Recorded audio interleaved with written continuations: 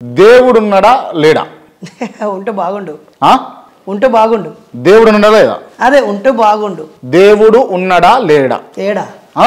ఏడా ఎక్కడైనా ఏడున్నాడు. ఏ దేవుడైనా ఏ దేవుడైనా అంటే మీరు ఏ దేవుడు లేడని వ్యతిరేకిస్తారు? అసలు దేవుడు అనేదే కల్పితము, భ్రమ. దేవుడు అంటే లేని దానిని వెతుకుడు అని అర్థం.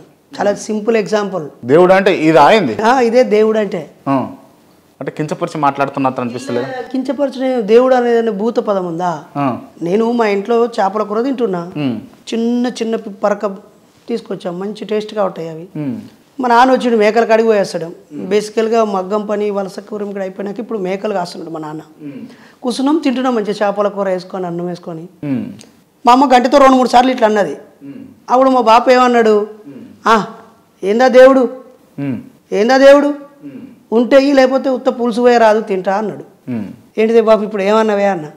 ఏంటిదిరా ఊరికే ఆ దేవుడు ఏంది, ఉంటే ఇవ్వాలా లేకపోతే పులుసు పోయాలా లేవని అని. అంటే దేవుడు అంటే ఏంటిది అంటే అలా ఏం లేకపోతే ఇంకులాడే దేవుడు రా అని చెప్పి. మీరు సృష్టించిందా లేకపోతే తెలంగాణ యాసలో తెలంగాణ మాండలిక పదం తెలిసిన ప్రతి ఒక్కరికి ఈ పదం తెలుసు. రైట్. తెలంగాణ దేవుడు అంటారు.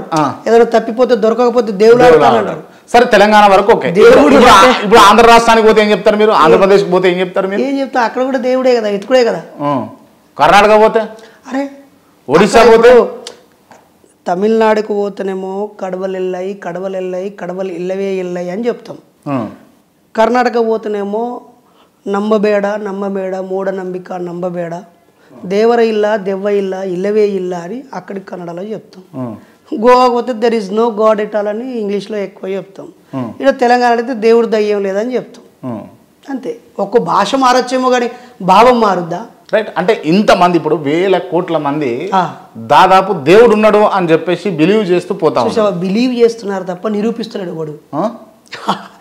1000 కోట్ల మంది లేరు ప్రపంచం మీద, 700-800 కోట్ల మంది ఉన్నారు. భారతదేశంలో కూడా 150 కోట్ల మంది ప్రజలు ఉన్నారు. 150 కోట్ల మందిలో అందరూ దేవుని నమ్మరు. అందరూ దేవుని నమ్మరు. 150 కోట్ల మంది దేవుని నమ్మరు. 150 కోట్ల మంది దేవుని నమ్మరు. ఒక్కరు లేడు దేవుని నమ్మేటోడు. అంత భ్రమ అది. ముస్లింల దగ్గరికి పో, అయ్యా నువ్వు రాముని కృష్ణుని అల్లా నమ్ముతావు అంటే నేను గౌరవిస్తాను కానీ నమ్మనండి, మా అల్లానే నమ్ముతా అంటాడు. ఈడు దేవుని నమ్మడు ముస్లింవాడు.